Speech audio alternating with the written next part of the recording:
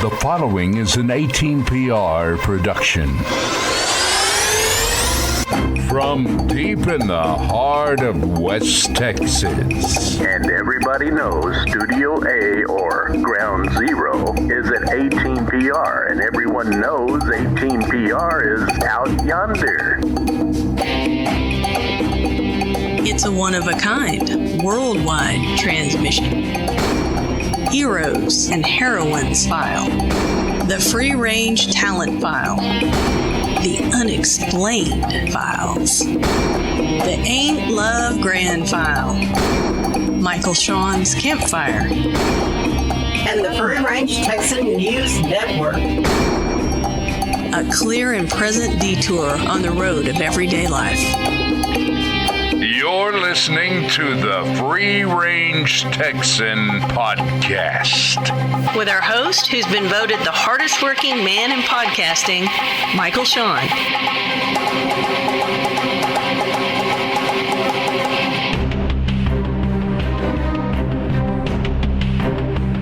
Free Range Texan, episode 29, with a very special Unexplained File. Our guest, Bill Lee, lifetime popular broadcaster throughout the United States and Great Britain, plus known for his podcast hit show, Inspired by Bigfoot. A very special Unexplained File starts now. So saddle up. Let's get ready to ride. We have on the line the gentleman I talked about earlier, Bill Lee. Bill, welcome to the Free Range Texan. Thank you, Michael. It's a pleasure to be here, man. A lot of good memories talking to you before I came on, and so I'm in a great state of mind. First of all, do you refer to the creatures known as Bigfoot or Sasquatch? If you narrowed it down to one of those two terms, which do you prefer? I like Sasquatch. It seems more natural. The Bigfoot could be more nicknamish, and believe it or not, I've talked to people who have communicated with these wild people, and that name to them is offensive, believe it or not. And I know people will have a problem with that and a lot of the things that I say, but I just say this. I grew up in West Texas in Big Spring, grew up in the church. I believe in God, always have. I play my bass in church. I read scripture in church when asked to do so. And I'm not a normal guy. By anybody who knows me will tell you that, but I'm just like you in what I'm chasing as far as from above. And so I found some things out in my 19 years of research that it opens up my mind to, possibilities that a lot of people don't want to talk about because I guess they think it nullifies their faith, but it doesn't have to be that way. So let me get this straight. If any of you folks run into a Bigfoot this evening, don't call him Bigfoot. Refer to him as Sasquatch. And some people are going to laugh at that, and I understand. And I'll tell you, honestly, when I discuss this with a lot of people, I will use the term Bigfoot. And I actually, when I talk to the person who speaks to them or spoke to them when she was here with us on Earth, I told her my reasoning for that, and she said they understand that, and that's fine. I told her why I refer, and that in my heart there was no mocking, because I'm a very nicknamey person anyway. I will nickname those close to me and give them 2 or 3 nicknames like we all do. It's a endearing thing. So she was fine with that, but they feel disrespected. I've had a chance to interview a lot of people over the years, and I got some things tossed on my plate I never thought would come my way. Well, Bill, you did your podcast for, as I understand it, 4 years. The name of that podcast is Inspired by Bigfoot. When did you start paying attention to the whole Bigfoot or Sasquatch phenomena? Where did that come from? At first, it was the 70s movie, the legend, or actually documentary, Legend of Boggy Creek, and what was going on in Falk, Arkansas in the early 70s. And I don't remember the exact year. If the movie came out in 73, the events would have been a year, 2, 3 before that. But I saw the movie as a kid at the Ritz Theater in Big Spring, and I knew it was real because it was portrayed as real, and it really amazed me. It struck a chord with me. But the weird thing is I grew up and I didn't give Bigfoot or Sasquatch another thought until I saw a psychologist on TV in the year 2000. And I was a young guy. I was into my life. I didn't have children for a while, didn't have a dog for a while. I just was very independent, very career-minded, and didn't give Sasquatch a thought at that time until 2000. And so there was this gap from the time I saw the movie till the time I saw the psychologist on TV weeping about what he had experienced that I had then experienced. I'm like, I have to meet him. I have to go camp with him, and I did. A lot of you folks may think, Bill Lee, that name rings a bell. You were big in radio. You've been a lifetime broadcaster, and I know your dad, even before you, you're a second-generation broadcaster.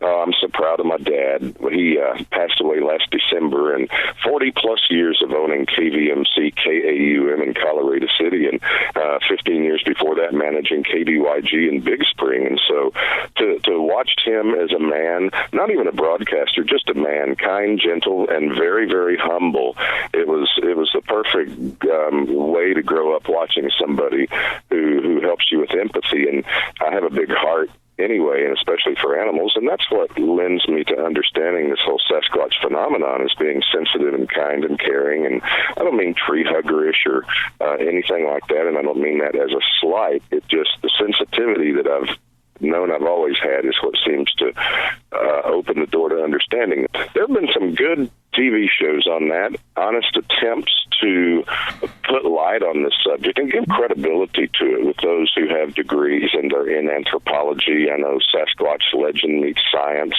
is one of those.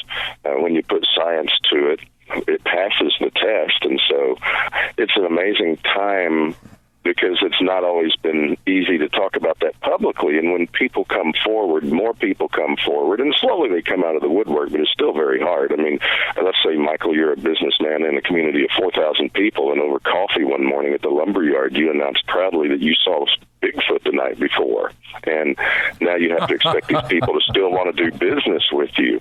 And so it presents a problem because people from all walks of life see these wild people, but they don't want to talk about it because of the fear and ridicule. But why must there be fear and ridicule? What I can tell you from doing the Free Range Texan podcast, we have had a number of interviews about Sasquatch legends throughout the United States, and people we've interviewed from Nebraska to Houston, Texas, that are in constant communication with Sasquatch creatures in their neighborhood.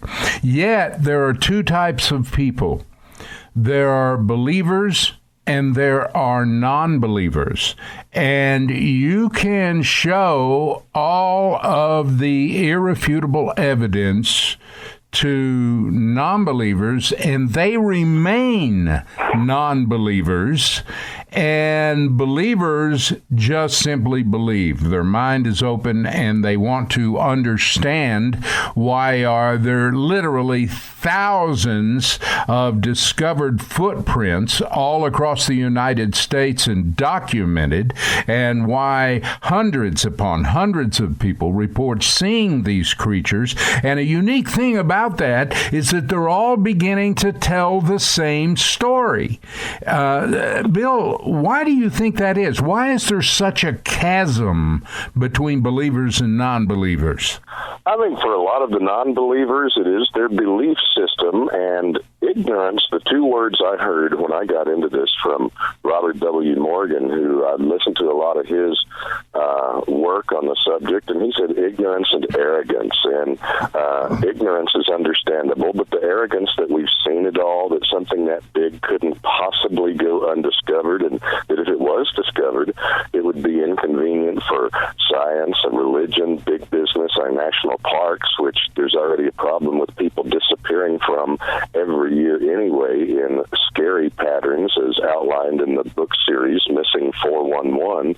That was put out by an ex-police officer named David Paulides. So it's very inconvenient. The proof has come in. I'm here to tell you. The government has seen it, but they won't let it out.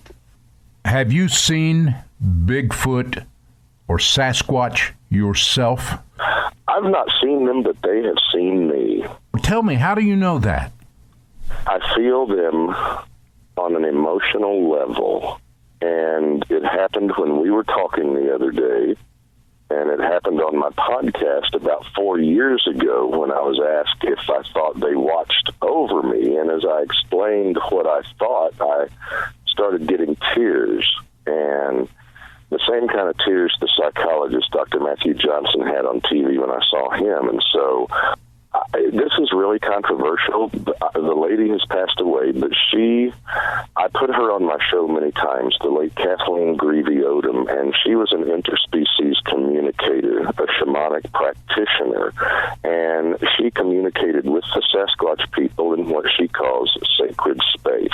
She did a session for me because I would put her on my podcast and listen to her explain what she knew to be facts about the Sasquatch people, and in talking to those wild people in sacred session, she got to know them, they got to know her, and she asked me if I would like to be introduced to them.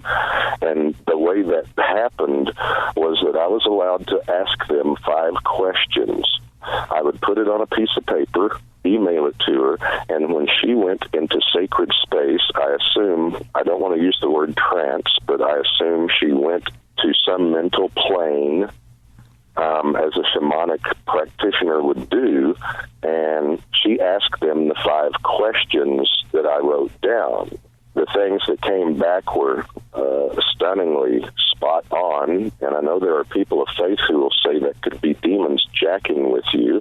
They have been vetted by those who know, and I don't believe they're fallen angels or Nephilim or anything bad because of my kind heart, circling back to that kind heart with animals thing, because I would have nothing, and I mean nothing to do, Michael, with anything evil, demonic, or that's not on the up and up. I wasn't raised that way, and that's not how my heart is anyway.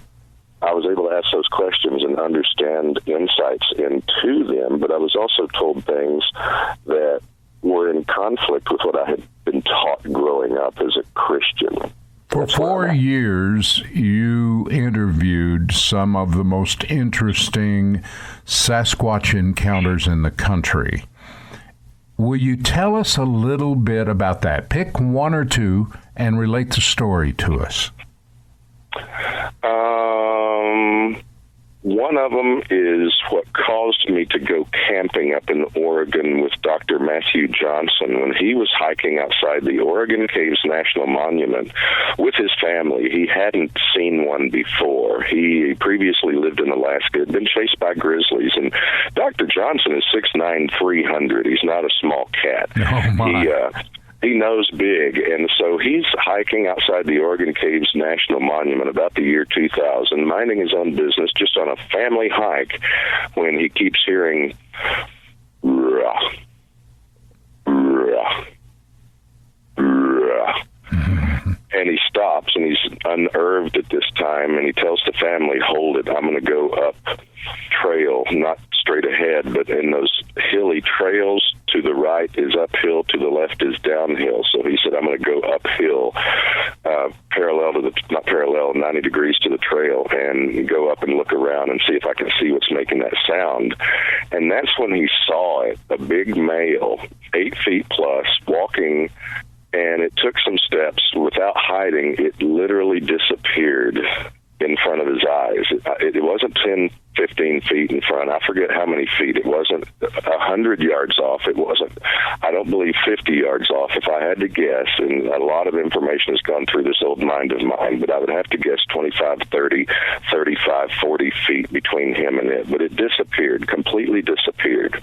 And he didn't reveal that for years. He came out and just said, I'm a psychologist. I saw Bigfoot. Let me make sure we understand this. When you say he said that it completely disappeared, we're not talking about it jumping behind a tree or a bush. No, it changed its vibration rate. And as I have learned in this journey of understanding about them, is that they can, I'm an amateur, and the mass and science behind all this is way above my pay grade, but I've interviewed people who have told me what happens, and the Sasquatch people have a higher energy or vibration rate than we do. And when they slow it down, we can see them, but when it's at their normal range, we don't. And which would explain why they've been hard to see or hard to catch or so out of sight all these years. They are highly, highly psychic, and I can give you an account of a map dowser who is a type or form of psychic, as I understand it. Again, that's for the experts who do that. But he can look at a map and tell you, or she, where, if there are some in the area, where they are and if they move. And the guy I mentioned earlier, Robert W. Morgan, he related early in his research, he wanted to gauge their fight or flight responses, and they got a well-known map dowser, a form of psychic, for lack of a better word, to find a group of them, and then the rest were going to storm where they were hanging out to gauge their fight or flight responses. And they got the tables turned on them in a way that left no mistaking that their arrival was anticipated the second they left camp, 45 minutes away from where they were going to storm them. What happened is the map dowser said, I'm going to stay at camp. I've got a map. We've plotted 4 of them up on a ridge. They haven't moved. We assume they're sleeping. So the guys got into the van. There were 5 of them. They said, we're going to drive 45 minutes to a line that is right directly in front of them, get out of the van, charge across the field, go up the ridge, and you, map reader, are going to watch what they do based on charting their movements while we do what we do. Well, the problem is in that 45-minute drive that they got there, they go across the field and immediately run into what many who have experienced in the Bigfoot field as the invisible wall of fear. The map reader came roaring up minutes after they charged back out of the field, scared to death because they literally couldn't take another step, and none of them knew why. And they turned around and ran back to the van, and that's where the dowser sped and came to a screeching halt and said, you won't believe what happened. The minute you left this camp to go after them, the female and the young one started overland away from you all and was gone 5 miles by the time you got there. The 2 males had swooped down into defensive position just yards from where you experienced this invisible wall of fear. It is thought that they can project infrasound like whales and crocodiles use to stun prey. I would like to respond just a little bit to some of the stuff that you're talking about and compare it to the interviews that I've had over the last year. The fact that there appears to be some kind of psychic ability involving Sasquatch and the creatures known as Bigfoot or whatever, everyone who spends any time around them will always say that same thing. They'll talk about the eyes, the eye shine, but they always will say that there is a psychic component. It's like a communication that they can't describe. They do that, and you're right. You've said that very well. I've read accounts by a man with a PhD who went into that very subject with his books, The Psychic Sasquatch and Their Interdimensional Connection. And there was a lady in Wisconsin who every year would go to North Wisconsin, and her husband would take her to their house in the country where she would stay a month to get away from it all. He wasn't an outdoorsman, didn't like it. He would drop her off. What happened to her when she was there, she kept a gun, but she was out smoking a cigarette at 2 one morning, and she saw the cherry of a cigarette and the outline of 2 men from around a barn nearby looking at her. And she was convinced they were going to rob her. And she put her cigarette out, quickly went in the house, locked the doors, turned the lights off, hid by the couch, scared to death, waiting for them with her gun. And that's when she heard the voice in her head say something to the effect of, I've got this. There was a Sasquatch nearby that spoke to her in what those of us in the biz call mind speak. And it protected her by scaring the absolute daylight dynamites out of those two ass clowns and kept them from robbing and doing maybe even worse to her. And she was just a little old lady in northern Wisconsin trying to get away from it all when someone interrupted her thoughts to tell her that she was in danger, but she was going to be okay. Bill, I know you. I've known you since you were a teenager. And Young boy. The thing about it is, what our listeners don't know, and that I wish they did, unless they were previous listeners to you in your career, you're credible. You are a credible person. A lot of people hearing you for the first time, you are being remarkably open about things that even just a short time ago were not popular to talk about. There's something inside me that is very bothered by the hiding or sneaking of facts. I'm a communicator, and I also have a big heart. I'm real. I don't try to sell or change belief systems. I just feel that I have an obligation. I feel a strong tug from within to speak about this, and I don't try to sound high and mighty, but that's why I do, especially when it gets covered up, and I think of a race of wild people who are at peace with their surroundings but struggle to survive because of us and what we do to each other, them, and the environment. Wow. I swim in deep waters, Michael. Sorry. Yeah, this is really enjoyable, my friend. Well, it's all about the heart. I'll tell you something, and it took me a while. I have to tell you about a mistake I made when I got serious into trying to understand who they are, and I never got anywhere. I was popping veins trying to figure out where they fit in, and all this time the people I'm interviewing are saying it's in the heart. It goes through the heart, not the head. Open your heart. Don't try to think about them, who they are. Open your heart and think about a race of wild people who just want to live and grow their young and not be messed with and bothered. We all pursue the same thing. And so it hit me. I'm like, holy cow, Bill, the answer's right in your hands and you didn't even see it. The thing that I have noticed time and time again in interviews is that there is this air of intelligence. These doggone creatures are intelligent.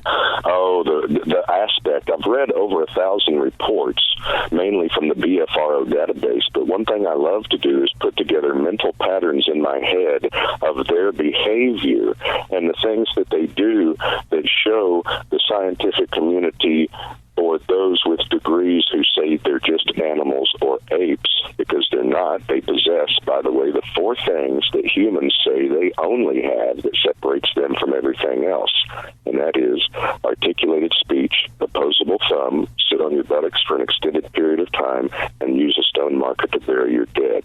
They've been observed with all of that, and so for those who say they're animals, they've staked their professional reputations on it, and if these things come out to be people, then the egg is on their face. It's already a precarious position when they're sitting there as someone in academia who could be passed over for tenure because of floating something that goes against the grain and the voting blocks that fund the colleges and universities and the directions that studies like this go in or don't go in. So it's about unmasking the truth. It's not about raining on anybody's parade, but it's about just understanding the world. You know, I never thought when I got into broadcasting I'd go from talking about the latest hits to something this heavy and deep, and I love it. Where do you think the future is going to point for lack of a better term, the Sasquatch community as a culture? Are we going to continue to deny their existence? They have a message for us, and that came over several times in the sessions Kathleen would do with them, and that is the one thing they kept saying was upcoming earth changes, but would not say when or where, but it was prepare for upcoming earth changes. And I chalk that up to military or environment or a combination of both. The environment thing seems to be heading in that direction. And to skeptics of global warming, I'm not a fanatic. I don't believe by any stretch on any subject, but when I see about polar bears swimming 20, 40, 50, 60 miles to get to the next meal, so So anyway, it will come out. There's video recently of F-18 fighter pilots tracking a UFO, and you can tell by their reaction that they're completely dumbfounded as to what they're tracking. And it could be a slow conditioning process, because everybody that you think that should see a Bigfoot that could make this happen has seen one, but it won't happen because the inconvenience, the money lost from our national parks. People go missing from our national parks every year. There are dangerous patterns that go back decades. And the guy who wrote that Missing 411 book series was approached by two rangers off duty, out of uniform, and told him something's going on in our national parks. And he won't say who's taking them, but I'm here to tell you, if these are wild people, and I know they are, there are bad ones just like there are good ones. And when a man turns up dead who's laying on his stomach, but his head is turned around and his chin is resting between his shoulder blades, but the head isn't ripped off, there's no animal in nature who does that. And when a baby is found on a sandbar that had gone missing hours earlier from a family, but that sandbar had been checked by a helicopter pilot 5 minutes before, and the baby wasn't there, but was there 5 minutes later laying perfectly safe belly up, then, that's the revenue lost by the national parks. If that gets out, think of the fear of people, because if they think it's a joke, now you've got something as big as a Kodiak grizzly running around that's a human, that's intelligent. I say a human, let me requalify that has human DNA in it, not fully. I can go into that if you want, but that is very intelligent and can use and reason as we can, and out in the woods way beyond what we can. A number of people have brought down Bigfoot hair, fiber of one type or another. I assume that's what you're talking about. Tell us a little bit about that. Well, Melba Ketchum, the veterinarian, several years ago, she had 11 strands, or samples, 11 or 12. They were sent to DNA labs, and the response that came back from one of them was, "What did you discover, a new species?" And when she told them what they were, they dropped it like a hot potato. And as I'd heard sometime afterwards, these labs were contacted and told, "Don't be doing that." And military, you can find all of this that I'm talking about, a military accident where a guy shot one and they got DNA on it. That's at BigfootEncounters.com in a new book that was put out by a lady who passed away, Bobby Short. But the book was done by a friend after that and finished. And in it, in the military, out on patrol, a truck with troops in it broke down. The soldier who checked the truck out evidently was told, "You stay here with it since you checked it out. We'll be back in the morning." Well, something approached him that night. He shot at it. It fled. Blood found the next day. When they came back, he had to account for the bullets spent and showed them the blood. They tested it, and he was approached at lunch a couple of days later and asked by someone, "What did you shoot?" And he said, "I've been asked not to talk about it." And the soldier asked him again, "What did you shoot?" He said, "I can't talk about it. Why are you pushing this?" And the second soldier said, "Because I'm one of the two guys who tested the DNA. It had human in it, it had chlorophyll, and it had animal DNA in it. All three of those. What did you shoot?" And so there you go. So what we're talking about here is a completely different set of DNA makeup that we didn't realize, at least publicly, was on the planet. Crazy that something that big could live under our thumb, but if it's a wild person, it could do it. And some of the stories I heard in my research over the years, some interesting stats. There was a man found in a Seattle zoo that managed to live there for a decade undetected in some part of the zoo. That's a decade. And in the history of aviation in the Pacific Northwest alone, there have been over 70 plane accidents they've never found, the wreckage of which they've never found. And so we think, again, hearkening back to that arrogance, that we've seen it all. And we haven't. They're a race of wild people, and there are plenty of people who could come forward and say, "I know I occupy this position, and I shouldn't say this, but I saw one. They're real." But he won't do it because he'll lose everything, or she won't do it, and the government won't do it. There's the CIA has been involved in tapping people's telephones. If you come public with too much credible information, your computers will get wiped, you will be followed, and you'll be harassed. Bill Lee, would you continue to collect your stories and continue to focus on what you've focused on for several years now? And would you come back soon and be on our Free Range Texan podcast? Because we all want to hear more. I'd love to. I'm about to go walking with 4 cool dogs in the woods, and I'd love nothing more than to give you my authentic Sasquatch howl before we leave.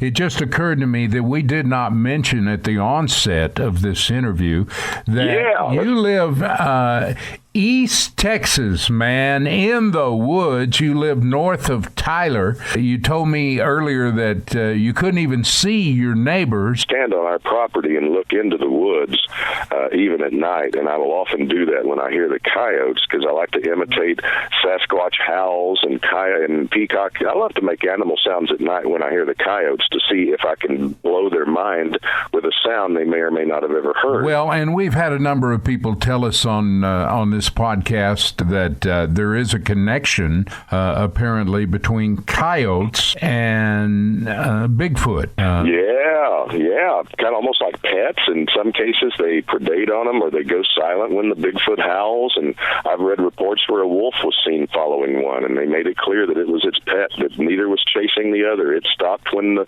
Sasquatch stopped, and it started walking when the Sasquatch started walking. And it makes perfect sense, because I've read reports where they've come up and on that 50 years of Bigfoot on the Carter family farm, I think petting one of the animals was on the list of activities they would do. But they will, under certain circumstances, have pets, and it makes sense. There's a article on the freerangetexan.net podcast blog. We've got several pictures of Bill and also a little article about him. And there's way too much to talk about when you start talking about a guy like Bill Lee to put in one little article. But we'll also have contact information, of course, at freerangetexan.net, and we'll be glad to arrange for you to get hooked up with Bill at any time. You got to do the howl before you go, but we're glad that you were here, brother. Oh, it was a pleasure, and I just want to say before I do the howl, I want to reach into everybody's heart who's listening, not their mind. If you go to church every Sunday, don't have a sip of alcohol, and have led the life you want to lead your whole life, please know I'm not trying to sell anything. I'm not trying to change your thoughts. I just want you to know that there's an amazing connection here. It all goes through the heart, and I'm trying to help people understand these wild people, and I think I've been chosen as a conduit for that, and I want to do it in the calmest, most loving way I can, if that's not too mushy for you. No. All right. You ready for the howl? I got to get a big, deep breath.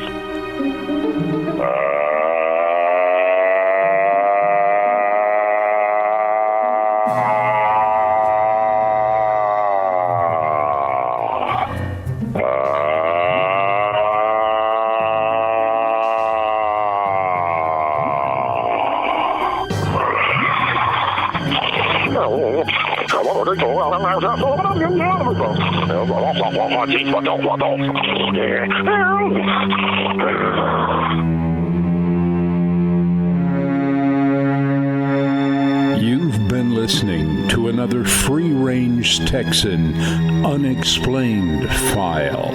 If you would like to get in touch possibly with today's guest, or would like to learn more information about this segment of our Free Range Texan Unexplained File, then go to our website at freerangetexan.net.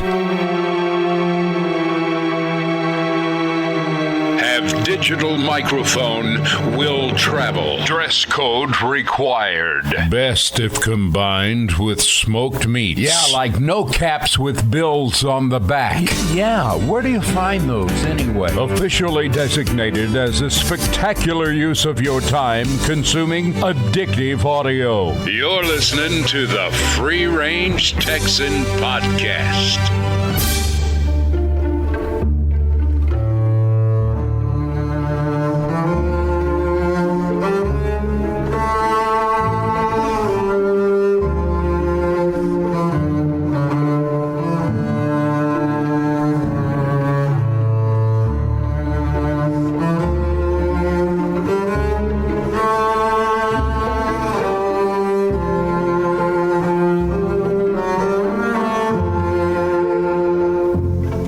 This is Michael Shawn. Pull up a lawn chair there. Have a seat at our campfire. This story was inspired by Barbara Smith. At a certain private campground on Galveston Island, a dance was being held on Saturday night.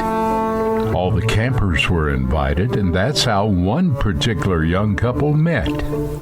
The young man was hopeful that romance might be in the air. She looked lovely, and he was handsome as always. He suggested that they go for a drive in his car. The young lady agreed, and in no time they were on a dark, deserted stretch of road. She was the first to speak up. "It's getting late. I don't think this is a good idea." He said, "I'll stop if you like. We can do a little stargazing and get to know each other better." He steered the car onto the side of the road and turned off the ignition. They were deep in the sand dunes with some towering palm trees surrounding them.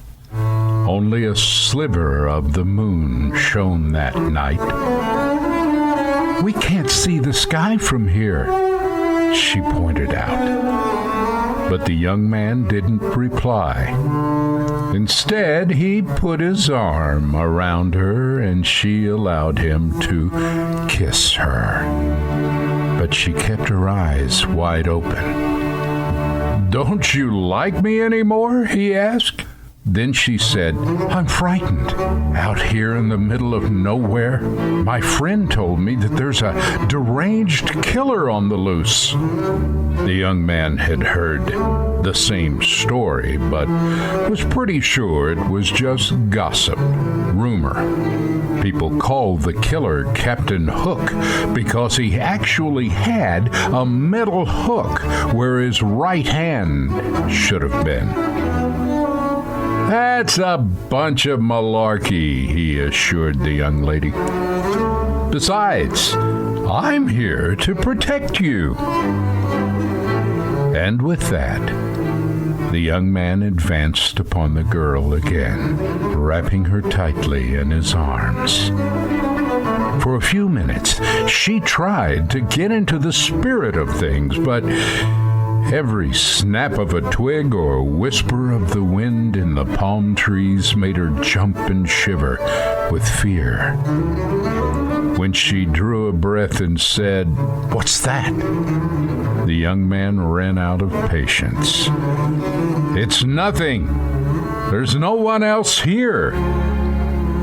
And so the girl began to cry. "I'm scared," she said. I can't shake this horrible feeling that something bad is about to happen." "Something bad has already happened," the young man said. "You've ruined our evening. We might as well just drive back." He started the car and slammed the transmission into gear, stomped on the gas pedal. The tires spun for a second and then gripped the road, sending a spray of dirt and gravel. The car bounced and swerved before he regained control. On the way back, neither he nor she said a word. She sat as far away from him as possible. Soon they saw the lights of the campground up ahead. The young man stopped the car by the campground dance area where the party was still going strong. He decided to act like a gentleman, just in case anyone was watching. He quickly got out of the car and walked around to open the passenger side door for the girl. As she watched him, she felt a bit foolish, thinking that she had misjudged him. But suddenly she noticed he had disappeared. Where was he? Had he gone to the dance and just left her in the car?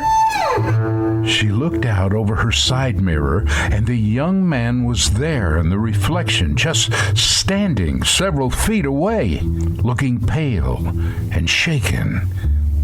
His gaze was fixed on the passenger car door.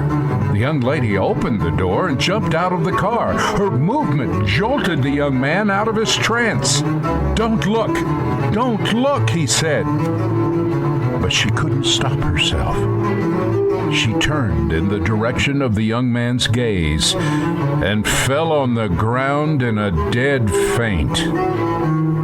There, hanging from the handle of the passenger side door, was a gleaming metal hook. Join us next time at our campfire, won't you? Adios, my friends.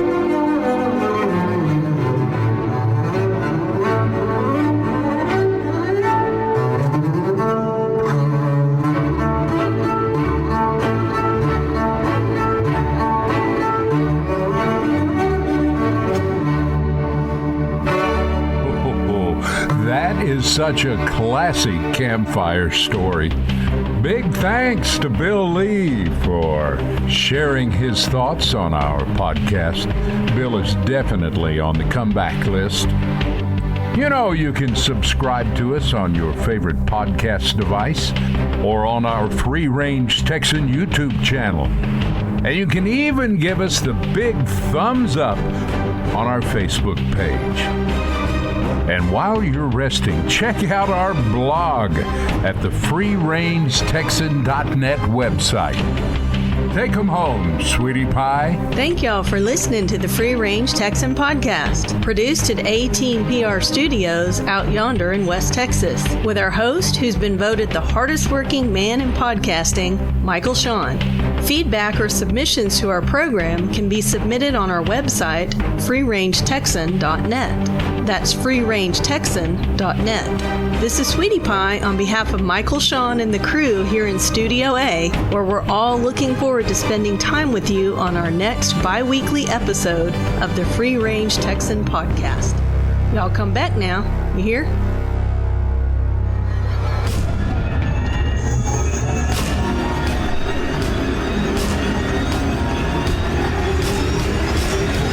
Free Range Texan podcast. End transmission.